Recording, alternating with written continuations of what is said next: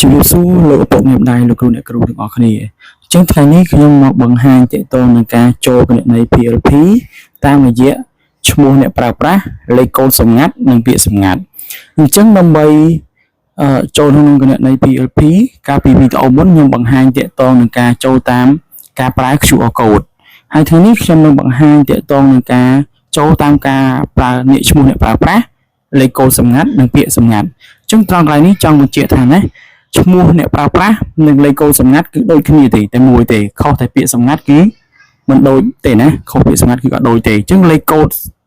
សម្ងាត់ហើយនិងឈ្មោះអ្នកប្រើប្រាស់គឺតែមួយហើយនិងមួយទៀតគឺលេខកូដសម្ងាត់អញ្ចឹងដើម្បីចូលក្នុងកម្មវិធី PLP បានអញ្ចឹងយើងដំបូងយើងចូលទៅក្នុងគណនីបាទចូលទៅកាន់គណនីបន្ទាប់មកទៀតលោកឪពុកអ្នកម្ដាយឃើញពាក្យឈ្មោះអ្នកប្រើប្រាស់ username មួយទៀតលេខកូដសម្ងាត់ឬក៏ password អញ្ចឹងត្រង់ចំណុចហ្នឹងហើយដែលខ្ញុំបញ្ជាក់មិញថាគឺដូចគ្នាណាឈ្មោះអ្នកប្រើប្រាស់និងលេខកូដសម្ងាត់គឺតែមួយទេអញ្ចឹងដូចខ្ញុំបានបង្ហាញឲ្យលោកឪពុកអ្នកម្ដាយមើលណាអញ្ចឹងយើងបង្ហាញតិចមកអញ្ចឹងយើងចាប់ដើមវាយមកណាវាចូលមកអញ្ចឹងតែមួយទេណាកន្លែងឈ្មោះអ្នកប្រើប្រាស់និងលេខកូដសម្ងាត់ណាអញ្ចឹងចាប់ដើមវាយមើលបាទទៅទៀតយើងវាយលេខកូដសម្ងាត់គឺតែមួយទេណាគឺឈ្មោះអ្នកប្រើប្រាស់នឹងឯងដូចគ្នាហើយ3ធូហើយយើងចុចពាក្យថាចូលគណនី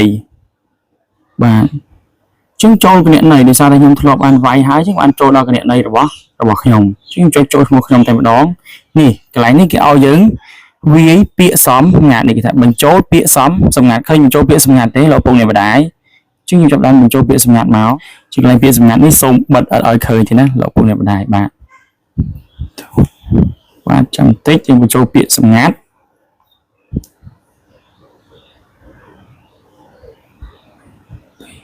បាទចឹងនៅពេលដែលយើងវាយពាក្យសម្ងាត់ហើយយើងចុចពាក្យកន្លែងនេះណាកន្លែង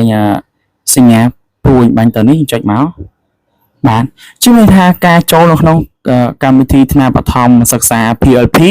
តាមរយៈឈ្មោះអ្នកប្រើប្រាស់លេខកូដសម្ងាត់ហើយនិងពាក្យសម្ងាត់ចឹងបញ្ជាក់ម្ដងទៀតណាឈ្មោះអ្នកប្រើប្រាស់លេខកូដសម្ងាត់គឺតែមួយបាទហើយពាក្យសម្ងាត់ផ្សេងមួយទៀតអញ្ចឹងកន្លែងនេះគឺមានប៉ុណ្្នឹងឯងហើយចង់បញ្ជាក់មួយទៀតណាក្នុងកម្មវិធីថ្នាក់បឋមសិក្សា PLP យើងអាច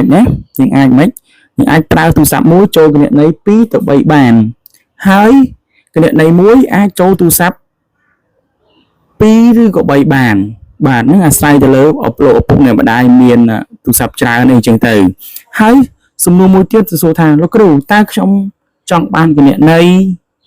ឈ្មោះអ្នកប្រើប្រាស់លេខកូដសម្ងាត់ពាក្យសម្ងាត់បានមកពីណាអានេះយើងបានទទួលពីលោកគ្រូអ្នកគ្រូបន្ទុកថ្នាក់របស់យើងអានេះបានគាត់មានណាអញ្ចឹងសម្រាប់ខ្ញុំមានតែកូនសិស្សរបស់ខ្ញុំទេបើកូនសិស្សលើឪពុកអ្នកម្ដាយទទួលពីលោកគ្រូអ្នកគ្រូបន្ទុកថ្នាក់របស់គាត់ណា